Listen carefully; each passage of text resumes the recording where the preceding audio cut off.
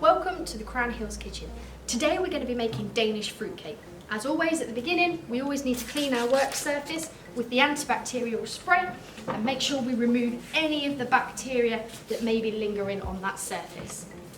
The first thing that we need to do is we need to line a tin, a foil tin. And what we do is we take a piece of parchment paper, place the tin in the centre of the parchment, like this, and draw around the base. And then from here, we're going to go from the corner of the tin to the corner of the paper. I want you to draw 4 lines, like this. What you're then going to do is you're then going to cut those 4 lines that you just drew, and that will give you 4 tabs that you can work with. I'm just going to do this like that. You're then going to pick up the parchment paper like this and use your finger and your thumb and place it into the foil tin.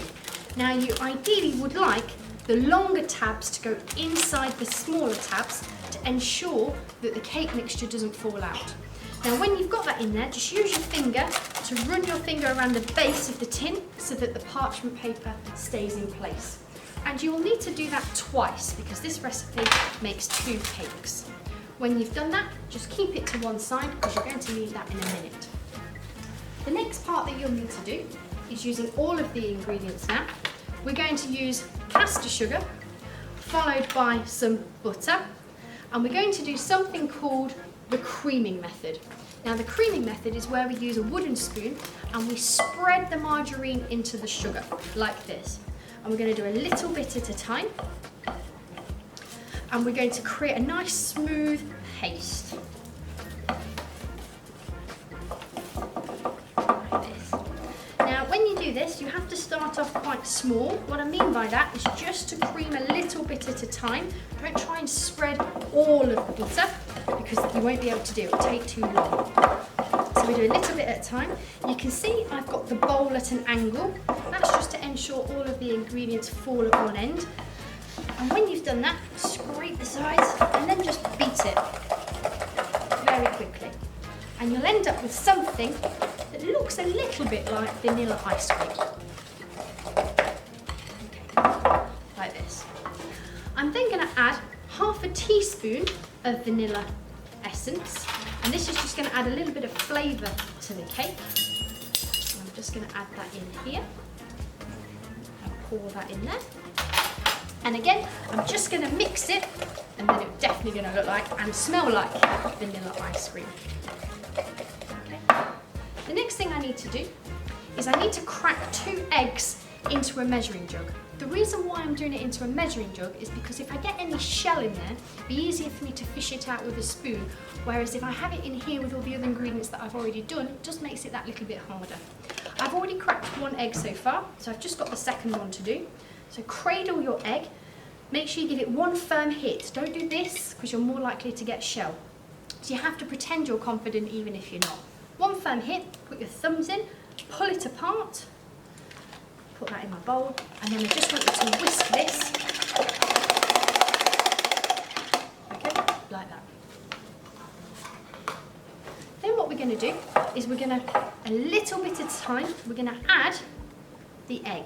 So we're going to add a little bit of egg, and then what we're going to do is we're just going to gently beat this into the mixture. Now the reason why we add a little bit of egg at a time is because we don't want it to curdle. If we add it all in one go, it can go very, very lumpy and it can separate. And we don't want to do that, so we need to take our time, okay? So we add a little bit in. When that egg mixture has disappeared, we add the next bit. And you can roughly divide this into 3 times. So I've added the next bit in. I'm scraping the sides of the bowl, just doing big circles and repeating the same process.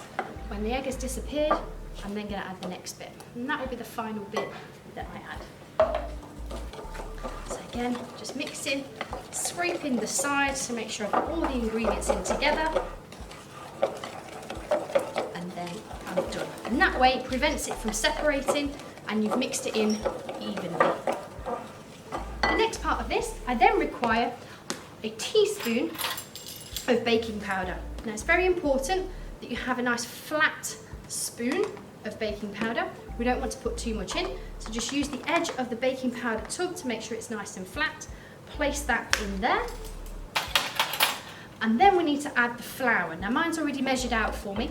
I'm going to add half of the flour first, and then I'm just going to start to mix that initially with a wooden spoon. Okay, so I'm scraping the sides, making sure I've got that all mixed in together, like so. And then when that's mixed, I'm just going to transfer from a wooden spoon to a metal spoon. And what that does, it just prevents it from sticking to my wooden spoon all the time. Be a lot easier on a metal one. Just going to get rid of that one. And again, I'm just going to mix. So I now need to add the remaining flour. I'm going to do the folding in method, which is drawing large circles in the bowl and number 8s.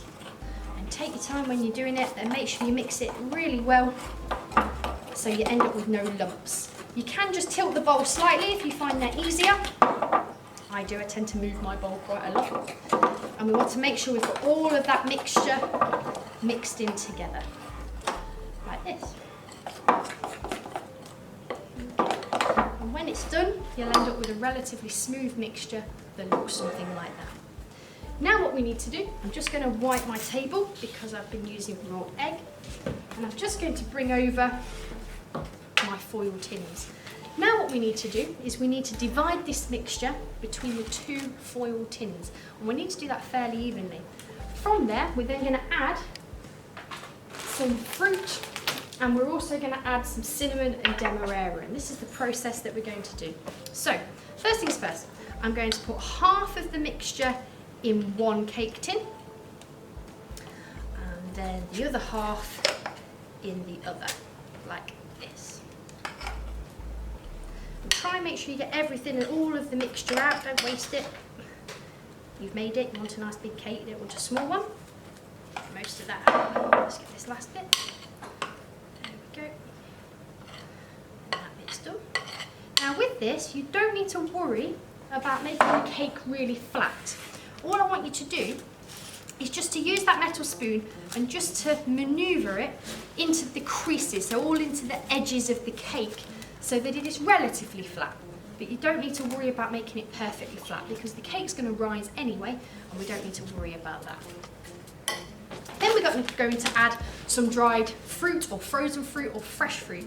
Now I personally think that raspberries and blueberries work really, really nice in this cake. I've got some frozen fruit, which works exactly the same way. You could also use dried fruit, that will work. Things to avoid are anything very citrusy, so things like oranges or lemons or limes. They're too citrusy, they won't work as well. So I've got some frozen fruit here, and these are mixed berries, so I've got some raspberries in here, I've got some blackcurrants, and I've also got some strawberries within this as well. So I'm just going to pick a few. Ideally, you only want about 6 pieces of fruit in each cake.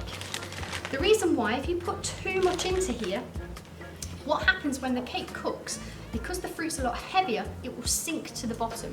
Now if you overfill that cake, the cake at the base is not going to cook. It's going to be really soggy, and we don't want that to happen. So I'm just putting in 6 pieces of fruit roughly, and I've got all different ones, and I will show you just by here what there is in that cake. There's not too much in there, please don't overfill it. The next thing to do, we're going to sprinkle some demerara sugar. This is brown sugar in colour. It's very, very sweet. It's used a lot in cocktail making to make it a lot sweeter. And we're just going to sprinkle a little bit of demerara sugar onto each cake. Again, we're not going to put too much on. We're not going to over sprinkle. Again, I'm hoping I can show you that I've not put too much on there. The final thing is cinnamon. We're going to put some cinnamon on. Now the best way to do this is to hold it from a height and just very gently tap so you get a nice little dusting of cinnamon over the cakes. Don't worry about it going all over the tray. That's part of the fun of making a mess when we're cooking. But we want to just make sure we've got a nice light dusting of that onto the cakes. Now these will take about 25 minutes in the oven. So what we're going to do, we're going to place it into the oven for 25 minutes on the top shelf, and I'll show you what they look like when they're done. So when they're done and they're out of the oven, take them out and put them on a wooden block. And what we now need to do is to make sure that they're cooked. And for this, I'm going to use a skewer. And what I'm going to do is I'm going to place the skewer into the centre of the cake. I'm going to take it out. If it's crystal clear, like this, that means it's cooked. If it's still gooey like it was when you put it into the cooker, that means it's not done and we need to pop it back in the oven. Now the trays will be slightly warm, so do be careful. Let them cool down first. But as you can see, hopefully here, all the fruit has gone to the base of the cake. That's why we don't put too much in. And what we'll do is we'll pop the lid on there when it's cooled down, and that's how you make Danish fruit cake.